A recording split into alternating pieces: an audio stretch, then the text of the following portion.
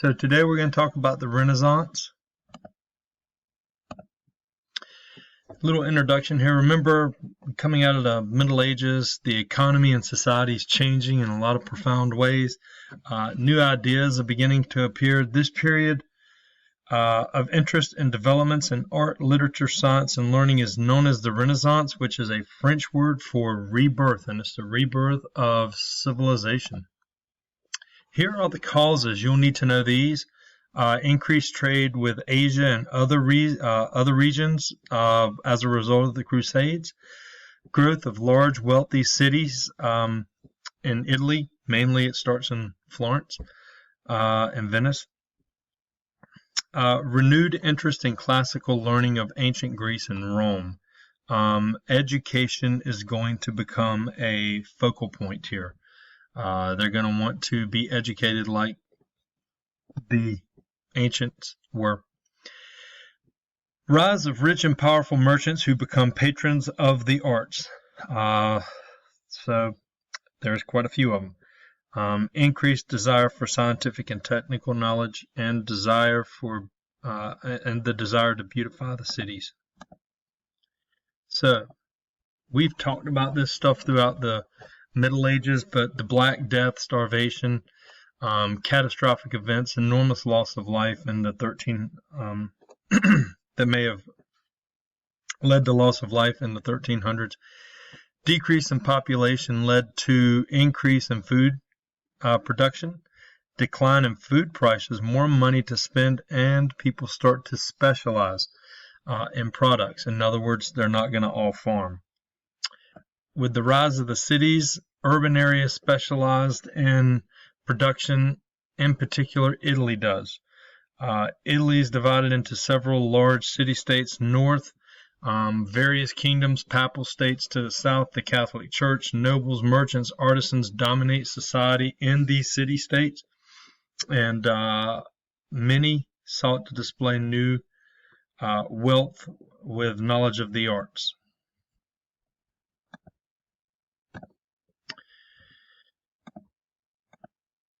So it is widely accepted that the Renaissance starts during the 1300s. Italy during the 1300s was largely urban, and powerful city-states of the Middle Ages became political and economic social centers like Venice, Florence, and Milan.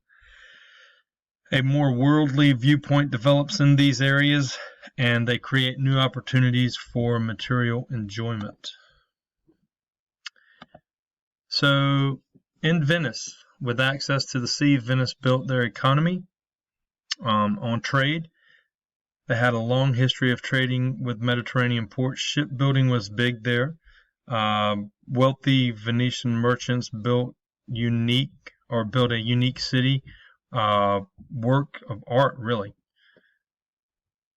Milan and Florence, as you see, their economies are based on agriculture, silk, and weapons. Florence, to the south, was famous for banking. The Medici family is coming. They're going to come from Florence. Money people. And monarchs appealed to Florentine bankers for money. And as you see, merchants refined raw wool into fine cloth. And as you see, bankers and merchants, they all created a city to rival any in Europe at this time. Here is a picture of Italy at this time. So here's Florence. Venice is over here. Milan. If you look down here, these are the southern kingdoms. So Italy's wealthy class. As you see in Italy, wealth develops, class system develops, the wealthy enjoyed fine food, homes, clothes. Wealthy merchants also became patron of the arts, financial backers mainly, and as I said, the Medici family, they're going to be huge into this. So here's a little bit about the Medici family. They were a wealthy and powerful family. They were a banking family. As you see, they established the first cloth guilds. They founded a bank. As you see, they never became monarchs, but they had such great power and influence in Italy, they were monarch-like, and they were politician-like. They controlled a lot of things. Florence becomes very prosperous. The Medicis left an important and impactful legacy in supporting the arts and architecture. And some people, we don't need that. So, some Renaissance ideas. Inspiration from the ancients. As you see, Venetian ships carried goods for trade, and Greek scholars seeking refuge. Scholars brought with them ancient works through that were thought to be lost. The New World ideas. Italians would read these books for information. I read Arabic translations of original texts. They search libraries for lost texts, and as you see, different viewpoints come out of this. As they read these books, they think about philosophy, art, science in different ways, and they begin to believe in the human capacity to create and achieve. So, as far as the humanities, as you see here, it's the interest in Greek and Roman cultures. Characteristics of good education. As you see, artists and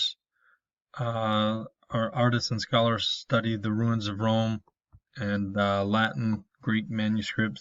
Scholars moved to Rome after Constantinople falls, of course, because the Muslims, take over, the Ottoman Turks take over.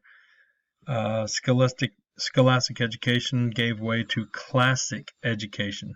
As you see, rhetoric, grammar, poetry, history, Latin subjects came to be known as humanities. Often they inspired what is known as a cultural movement of humanism. Humanists emphasize individual achievement and individual accomplishments. So, we'll go back. Patron of the arts. You can read over this. Basically, Renaissance artists work for whoever offered them the highest price. Buyers of art, patrons might be wealthy individuals, city governments, or churches.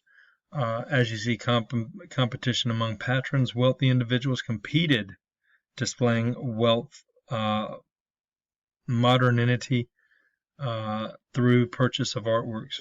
As you see in Florence, Lorenzo de' Medici supported the most talented artist. In Milan, ruling Sforza family, benefactors of the arts as well. So, artists during the Renaissance tried to recreate a realistic style, or they really tried to copy classical art, Greek and Roman. It was very important for their depictions to be realistic as possible, or as realistic as possible. So, one of the big things you'll get out of this is perspective painting.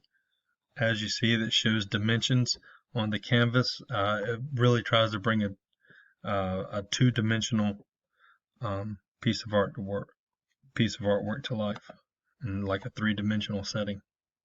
Here's some pictures, some sculptures. Michelangelo's David. Hey, Michelangelo's David today. You need to know what a Renaissance man is. Renaissance men would be human beings that emphasize individual ability and worth emerged in the Renaissance. It's the well-rounded universal person capable of achievements in many different areas. In other words, it's not just being educated in one area, it's being educated and extremely knowledgeable in all the areas.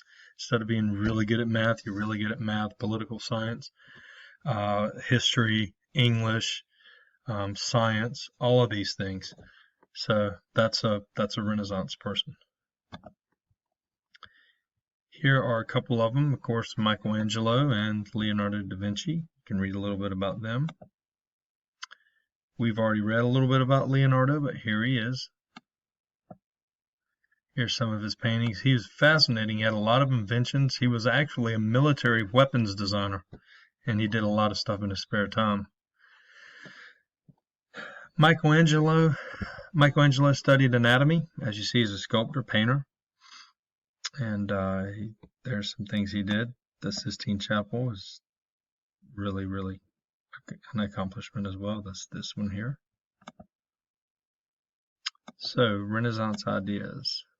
We need to know these. So these are very much modernistic ways of thinking. So if you want to look at kind of where we come from in a world history sense, you can look at the Renaissance and say this kind of brought us back into where we are today, and everything just builds upon it. So Copernicus, he makes great strides in astronomy, and he is going to state that the sun is the center of the universe and the earth rotated around it, which is like heresy for the Catholic Church. Galileo followed him up, and Galileo basically supported his claims through 25 years of observations. The Catholic Church will brand Galileo a heretic in a trial, and if he didn't recant his findings, which he did, he would have been burned at the stake. So I think that's what this is saying here. You can look at this, and yes, he is reduced to house arrest for the rest of his life, which is 9 years. A little bit about Galileo there. Machiavelli is interesting. He is a author, and he writes the book The Prince, and basically a lot of people read it today in our world, but through history a lot of people have read it, and he spoke of how to get power and how to keep it. And his notes are still read, as it says here. The best way to remember him is morality is not very important. It's basically the ends justify the means. So if you had to do a lot of bad things to do something positive, so be it. And so yeah, Tupac was a big Machiavelli fan. The Northern Renaissance comes around in Northern Europe about 100 years later. They were fighting this thing called the plague, so they were busy in the 1300s.